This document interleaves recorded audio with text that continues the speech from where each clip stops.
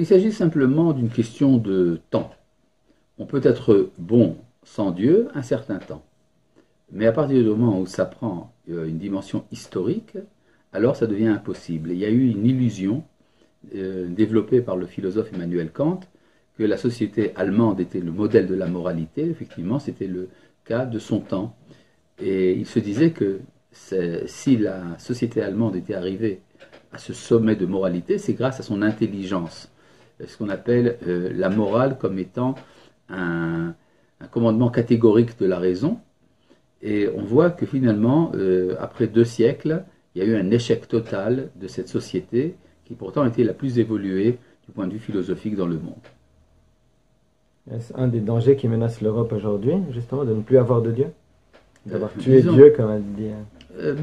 L'Europe s'est libérée d'un Dieu qu'elle concevait d'une manière un peu idolâtre. Et notre maître Rabbi Yitzhak Abrabanel, déjà lors de l'exil d'Espagne, qui a vu les débuts de la Renaissance et donc de la négation de la religion classique, a vu en cela le dégagement du terrain qui permet une véritable connaissance du Créateur. Donc si vous voulez, de certains points de vue, l'athéisme a également parfois du bien. Il libère de l'idolâtrie. Nos maîtres dans le Talmud ont dit « Celui qui nie l'idolâtrie est appelé juif ». Juif, Yehudi, qui veut dire celui qui reconnaît implicitement le véritable Dieu. Vous dites qu'on est dans une époque ou une étape de transition en Europe. Absolument. L'Europe a ses propres maladies. Elle est confrontée à une civilisation qui a beaucoup plus de vigueur et de virilité qu'elle. Il s'agit de l'islam. Et c'est ça qui remet en question ses valeurs fondamentales et qui peut éventuellement amener à une écoute un peu plus sérieuse du message d'Israël.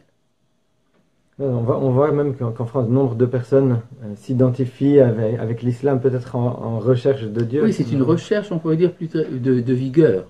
C'est-à-dire une société qui a perdu le sens de la vie, ou qui se replie sur elle-même, qui est individualiste, sans sa propre maladie. Et donc elle cherche les moyens d'y remédier avec ce qui lui est proposé dans l'immédiat. Mais il est évident que l'islam n'a pas les moyens de proposer une véritable solution au sens de la vie, étant donné qu'il est entaché d'une certaine violence, ou en tout cas d'une certaine approche un peu simpliste des valeurs. Et donc, on peut dire qu'il y a là une invitation à une écoute un peu plus sérieuse de ce qu'Israël a à donner aussi bien à ceux qui sont originaires du christianisme que de l'islam.